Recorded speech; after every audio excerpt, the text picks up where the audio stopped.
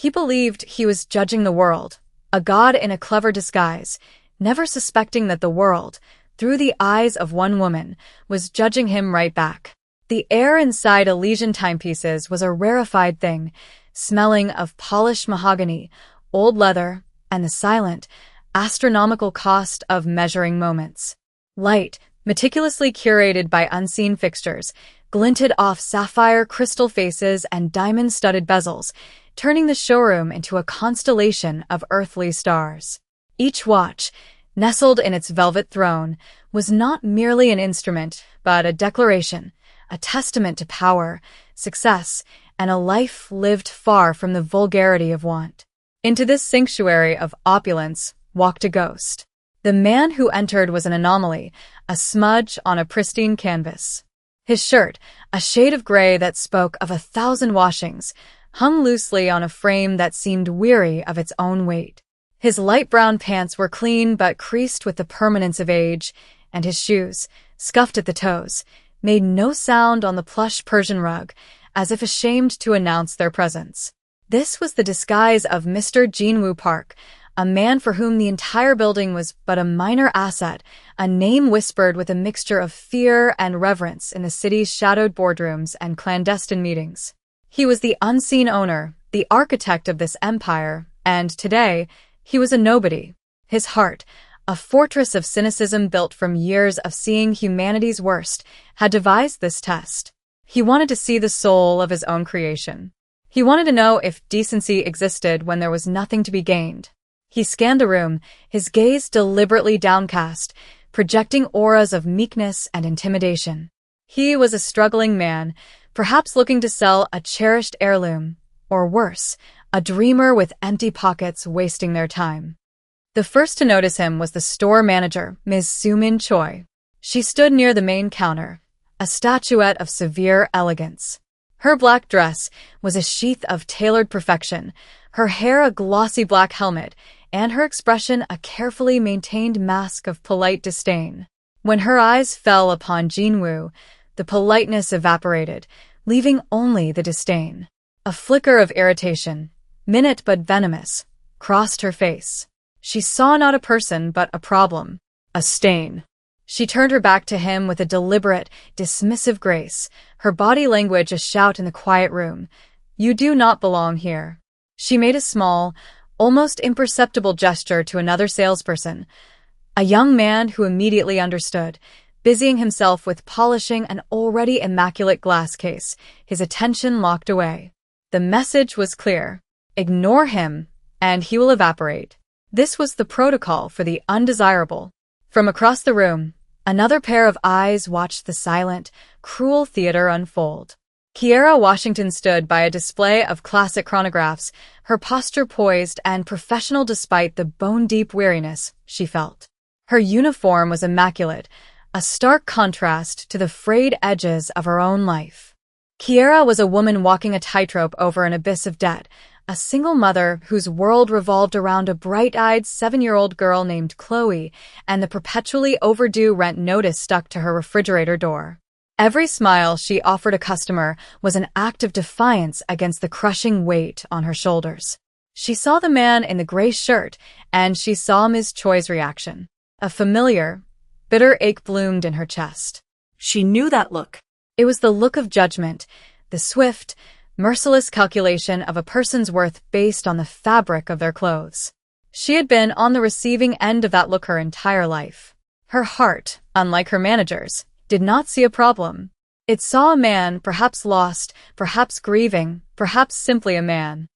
Ms. Choi's strategy of willful ignorance was an art form. She glided over to a wealthy-looking couple, her voice a melodic chime of deference and expertise, a sound she reserved only for those whose wrists dripped with potential commissions. She pointed out the intricate tourbillon movement of a platinum masterpiece, her words weaving a tapestry of exclusivity and legacy. All the while, her awareness was fixed on the shabby man who refused to disappear. Jinwoo, a master of reading people, observed it all. He saw the subtle tension in Soo-min's shoulders, the way her smile for the rich couple was a fraction too wide, a performance strained by her annoyance.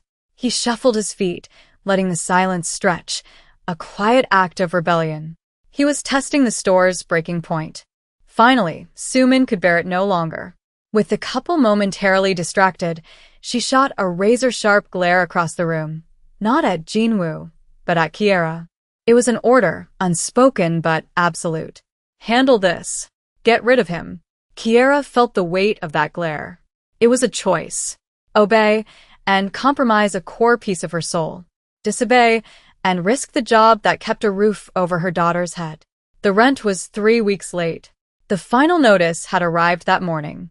Fear, cold and sharp, pricked at her. But then she thought of Chloe and the lessons she was trying to teach her about kindness, about seeing the person, not their possessions. What kind of mother would she be if she preached a gospel she was too afraid to live? She took a deep, steadying breath, the air of the showroom feeling suddenly thin. With a quiet grace that was entirely her own, she stepped away from her station and began to walk towards the man everyone else was trying to erase. Her steps were a silent declaration against the cold calculus of her manager. She offered him a small, genuine smile, one that reached her tired eyes. "Welcome to Elysian Timepieces," she said, her voice soft but clear, cutting through the refrigerated air. "My name is Kiera. How may I help you today?" Jinwoo looked up, meeting her eyes. He had been prepared for suspicion, for condescension, for impatience. He was not prepared for the simple, unadorned warmth in her gaze. It was like finding a wildflower pushing through a crack in a concrete fortress. For a moment, the hardened cynic, the Mafia boss, the master of a brutal world, was genuinely thrown. He had to remind himself to stay in character. He hunched his shoulders slightly, a physical manifestation of humility. I'm not sure you can," he began, his voice deliberately hesitant, raspy. "I'm not here to buy." "Not really." He watched her for any sign of a faltering smile, a flicker of disappointment that he was not a lucrative sale. He saw none. Her expression remained open, patient. "That's perfectly all right," Kiera replied smoothly. "Sometimes just looking is a pleasure. Is there anything in particular you wanted to see? Or perhaps you have a question about a piece you already own?" This was the opening he had planned. "It's an old watch," he said, the lie tasting strange on his tongue. "My father's. It stopped working years ago. I keep it in a drawer, but my son's birthday is coming up. I thought maybe I could get it fixed." "Pass it down," he let a note of wistful sadness enter his voice, a performance honed by decades of negotiation and intimidation, now repurposed for this small, quiet stage. He was testing for greed. He expected her to immediately pivot, to explain that repairs were costly, and that perhaps a new, albeit cheaper, watch would be a better investment. He was laying a trap, waiting for her to expose the profit-driven heart of the business. Instead, Kiera's expression softened with a wave of genuine empathy. She leaned in slightly, creating a small bubble of intimacy in the vast, impersonal showroom. "That sounds like a beautiful tradition," she said, and he could hear the sincerity in her voice. It was unnerving. Sometimes the watches that tell the most important stories aren't the ones in these cases. The value isn't in the brand, it's in the memories they hold. This was not in his script. He had anticipated a polite dismissal or a sales pitch. He had not anticipated a lesson in sentiment from a salesperson in a store that sold items for the price of a house. He found himself momentarily speechless. "Do you have the watch with you?" Kiera asked gently. He shook his head. "No. I was afraid of what it might cost just to look at it." The words were meant to sound pathetic, to elicit either pity or scorn. Kiera's response was, once again, disarmingly kind. "I understand completely," she said. "Why don't you bring it in sometime? I can take a look at it for you, no charge at all. Our technicians are incredible, but if it's a simple fix, I might even be able to recommend a wonderful independent watchmaker downtown. He's an artist, and he's very honest with his pricing." She was actively trying to save him money, potentially sending business elsewhere. In the cutthroat world of luxury retail, it was an act of heresy. In Jinwoo's world, it was an act of inexplicable, foolish decency. He felt a strange, unfamiliar warmth spread through his chest, a feeling so alien he almost recoiled from it. A genuine smile, small and fleeting, touched his lips before he could stop it. "You would do that?" he asked, his voice losing some of its feigned fragility. "Of course," she said, as if it were the most natural thing in the world. "A father's watch deserves a little respect." From across the store, Ms. Choi watched this exchange, her face a mask of thunderous fury. She saw not a moment of human connection, but a catastrophic breach of protocol. She was witnessing an employee squandering precious minutes on a zero-commission ghost, and worse, tarnishing the store's aura of untouchable prestige. The polite mask was gone, replaced by the cold, hard face of a woman whose authority had been challenged. As soon as Jin-woo had departed, promising to return with a fictional watch, Ms. Choi descended upon Kiera like a hawk. Her heels clicked against the marble floor with sharp, angry reports. She didn't wait for them to be in the privacy of the back office. She cornered Kiera by a display case, her voice a low, furious hiss, meant for her ears alone but radiating a palpable menace. "What, exactly, do you think you were doing?" she demanded. Kiera stood her ground, her hands clasped calmly in front of her. "I was assisting a customer." Miss Choi, the manager, let out a short, incredulous laugh that was devoid of any humor. "A customer? That man couldn't afford the leather strap on one of these watches, let alone the timepiece itself. You were wasting company time, and more importantly, you were cheapening our brand." Kiera's jaw tightened, but her voice remained even. "With all due respect, my job is to assist anyone who walks through that door. We don't have a dress code for patrons." This was a dangerous line to take, but the injustice of the situation had kindled a fire in her. Sumin leaned closer, her perfume cloying and aggressive. "Your job is to sell. Your job is to cultivate an atmosphere of exclusivity. When a man like that walks in, you are to be polite, brief, and unavailable. You make him understand, without saying a word, that he is in the wrong place. You do not invite him back. You do not offer him advice. You do not engage in sentimental nonsense about his father's broken junk." The word junk was delivered with particular venom. A text message vibrated in Kiera's pocket. She didn't need to look. She knew it was from her landlord, the daily reminder that now included a threat of eviction proceedings. The fear was a cold knot in her stomach, but it paradoxically strengthened her resolve. This job, this life, was hard enough without having to sacrifice her own dignity. "My mother taught me that you measure a person's character by how they treat someone who can do nothing for them," Kiera said quietly, her words a direct challenge. "I believe that applies to businesses as well." Ms. Choi's eyes narrowed into slits. "Your mother isn't paying your salary. I am. Consider this your final warning, Washington. Step out of line again, and you'll be looking for a new place to preach your little sermons." The following day, Jin-woo returned. He had spent the night wrestling with the encounter, the woman's simple decency a persistent, nagging anomaly in his perfectly ordered, cynical worldview. He had decided to escalate the test. He needed to see if her kindness had a breaking point. This time, as he shuffled past the main counter, he feigned a clumsy stumble, his arm knocking against a small, velvet-lined pedestal.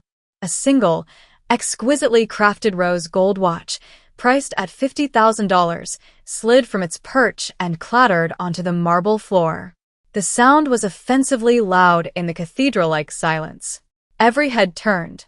Miss Choi was there in an instant, her face pale with rage. She snatched the watch from the floor, her eyes scanning it for imperfections. "You incompetent fool," she shrieked, her carefully constructed composure shattering into 1,000 pieces. She was no longer performing for the wealthy clients. She was venting a primal fury. "Do you have any idea what you've done? This is a Patek Philippe. The cost of this watch is more than you will make in your entire miserable life." Jin-woo cowered, playing his part to perfection. "I'm so sorry, it was an accident." I tripped. His apology was drowned out by her tirade. "An accident? People like you are accidents. You wander into places you don't belong, and you break things. You will pay for this. Every single cent. I'm calling security. We will hold you until you figure out how to pay for the damages." She was creating a spectacle, a public crucifixion to serve as a warning to any other undesirables who might dare to cross her threshold. Her cruelty was breathtaking in its totality. She held the watch up as if it were a sacred relic he had defiled, her face contorted in a mask of righteous indignation. The other customers watched, some with pity, others with a detached sense of morbid curiosity. Jin-woo felt a cold, familiar rage begin to stir beneath his disguise. This was the ugliness he had expected. This was the world as he knew it. That won't be necessary, Kiera's voice, though quiet, sliced through the manager's tirade with the precision of a surgeon's scalpel. She moved to stand between the towering rage of Ms. Choi and the cowering figure of Jin-woo. She calmly took the watch from her manager's trembling hand, her touch gentle and sure. She held it up to the light, her eyes, trained from years of handling such delicate mechanisms, examining it with an expert's focus. The room held its breath. "There's not a scratch on it, Ms. Choi," Kiera announced, her voice firm and clear for all to hear. "The crystal is sapphire. The case is solid gold. These timepieces are built to last." "It is perfectly fine," Ms. Choi snatched the watch back. "I will be the judge of that. There could be damage to the movement." He was negligent.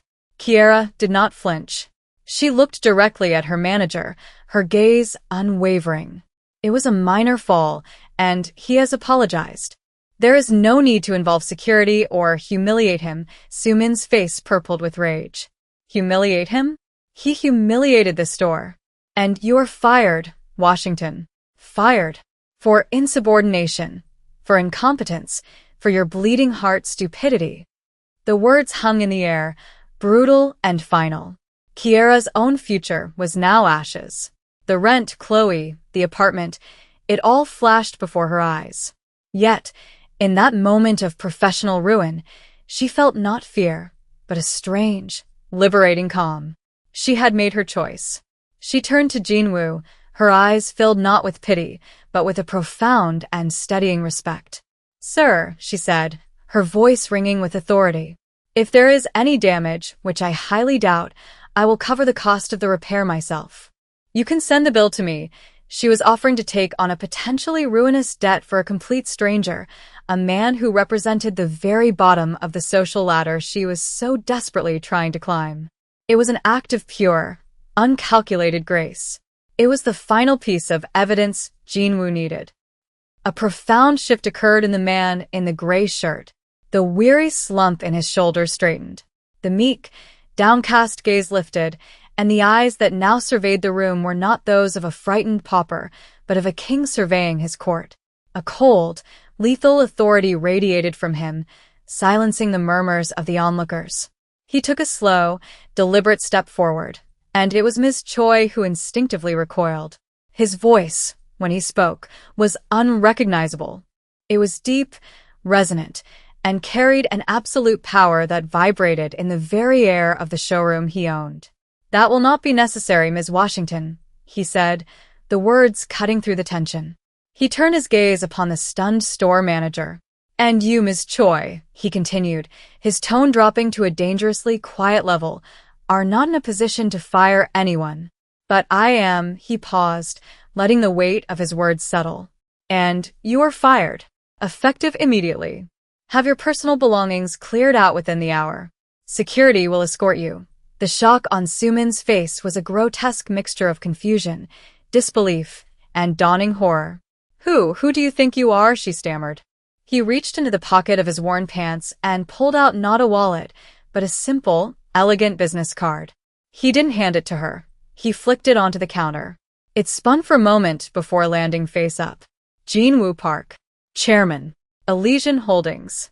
The name was a thunderclap.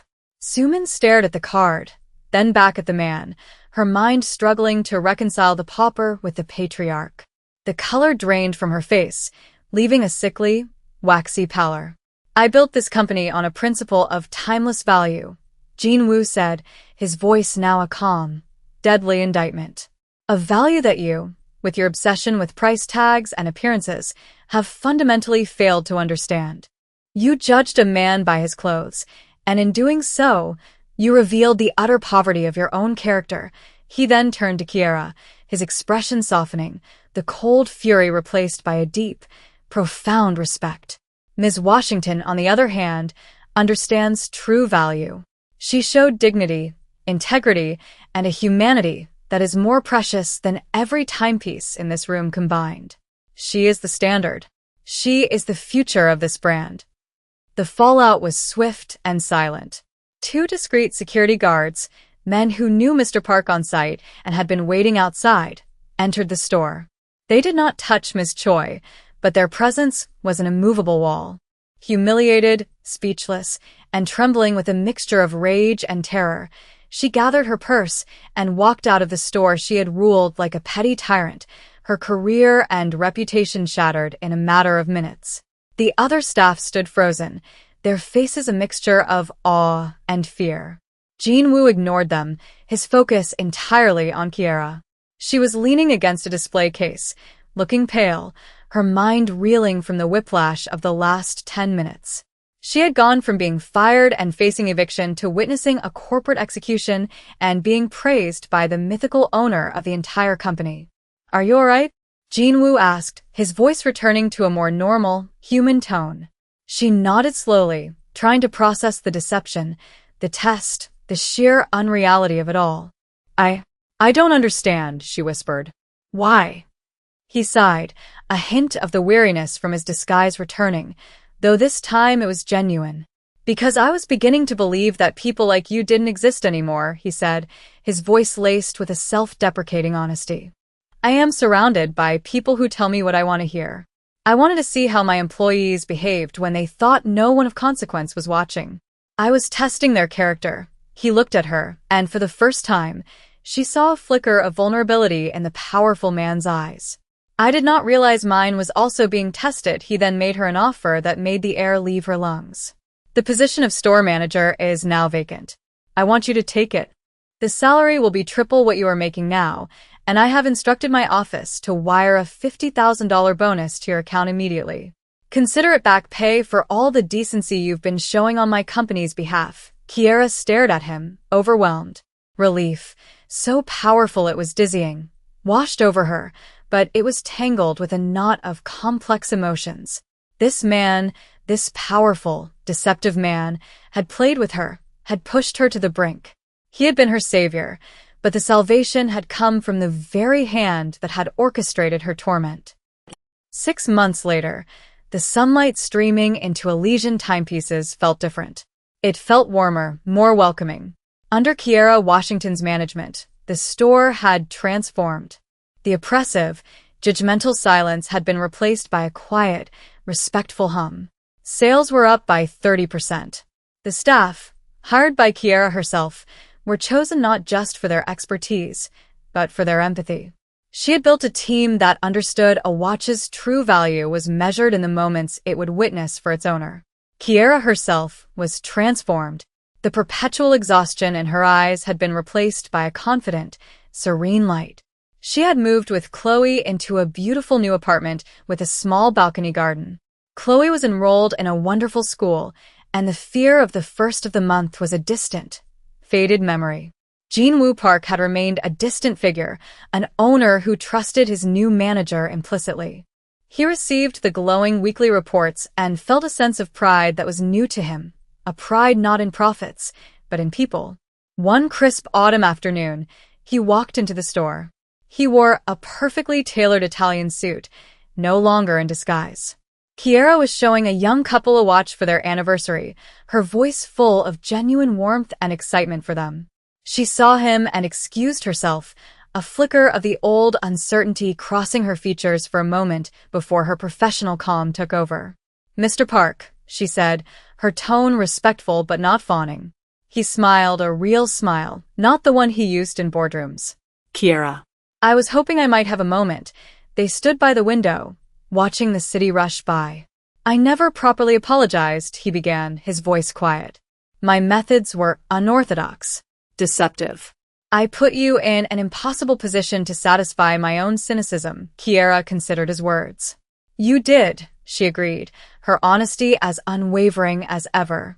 "But you also gave me an opportunity to prove to myself what I was made of. And you changed my daughter's life. For that, I will always be grateful. A comfortable silence settled between them, a bridge built across the chasm of their different worlds. I was wondering, he said, his voice tinged with a hesitation she had never heard from him, if you might let me buy you a coffee sometime. As Jean Woo. Not as a test, Kiera looked at the man before her. No longer a pauper, no longer a god, just a man learning humility. A genuine, beautiful smile spread across her face. I'd like that very much. In the end, the story was never about the price of a watch, but about the pricelessness of a person's character. It serves as a powerful reminder that the greatest wealth we can ever accumulate is the integrity we show and the dignity we afford to others, especially when we think no one is watching. For true value is not worn on the wrist, it is carried in the heart. If this story touched you, remember to subscribe for more tales that explore the quiet battles and stunning victories of the human spirit.